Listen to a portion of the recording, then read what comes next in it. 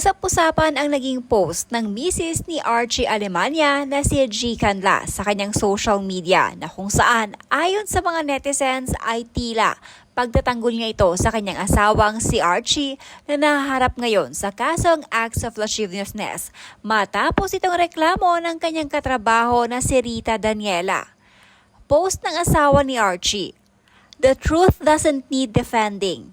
It speaks for itself." Nilagyan pa ito ni G ng caption ng "All will be answered in due time."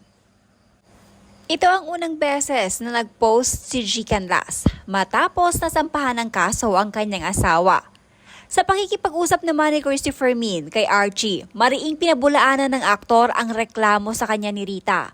Ayon kay Archie ay wala umanong katotohanan ang lahat ng mga sinasabi ni Rita tungkol sa kanya.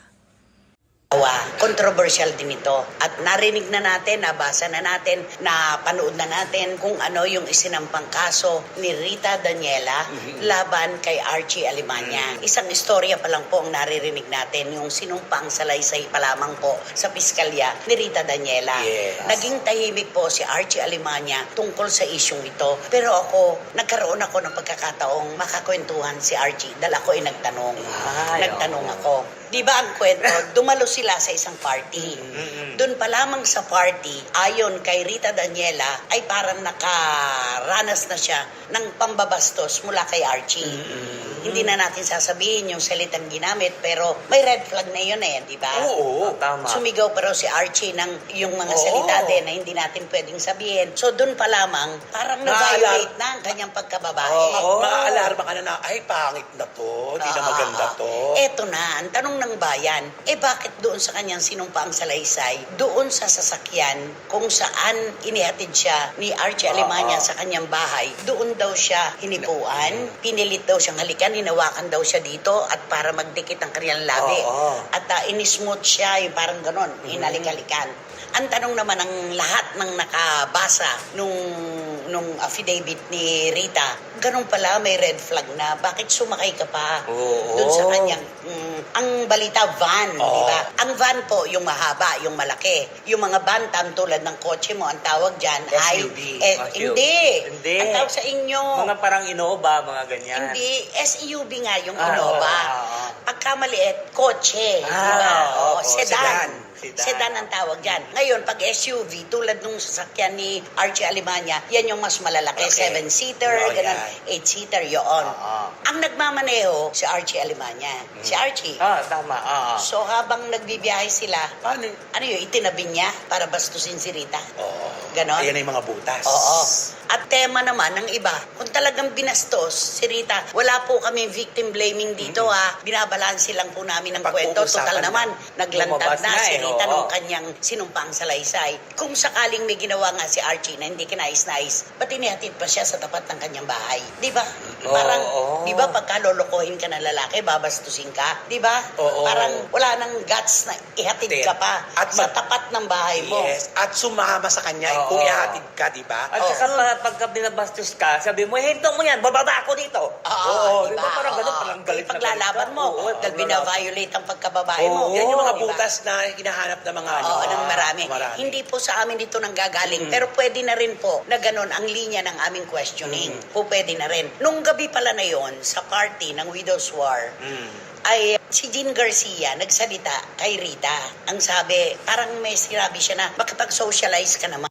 Ganun, matuto ka namang makisama. Dapat humalo ka sa amin. Umiiyak pa si Rita. Ayoko sabihin apelido, baka magkamali ako. Daniela. Baka magawa akong Abila at maging Magdalena. Lumapit pa kay Archie itong si Rita at ang sabi, "Kuya," umiiyak siya, "Kuya, ayoko nang mag-attend pa ng mga ganitong party kasi parang pinagkakaisahan naman nila ako."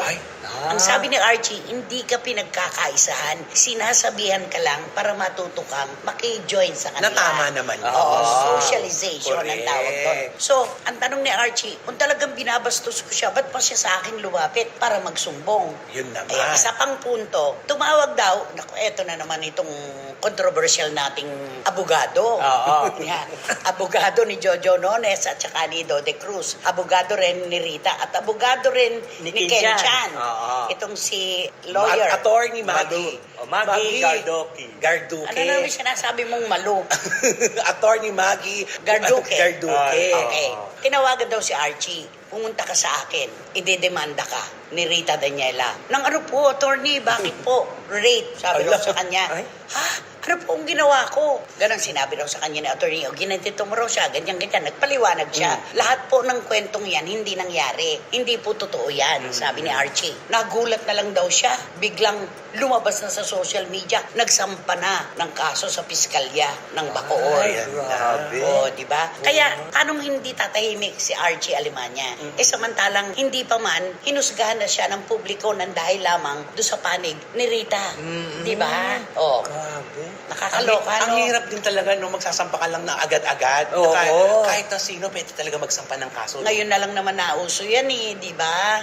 Yung mga ganitong Mga alingas-ngas, demanda, di ba? oo. Ang dami nga raw nagsasalita within the group, na bakit ganun? Ba't nagkaganon? Hindi naman talaga nangyari, parang ganon. Hindi naman daw na-violate Oo. ang pagkatao nitong si Rita. Pero kung totoo po na na-violate ang kanyang pagkatao, ang kanyang karapatan, dapat lang po siyang panagutan ng kung sino man na nambastos. Yan. Babae o Tama, lalaki, oo. kapag na-violate ang karapatan, dapat lang panagutan. Di ba? Oo. Kaya yan ang nangyari, ayon kay Archie. Ayan na.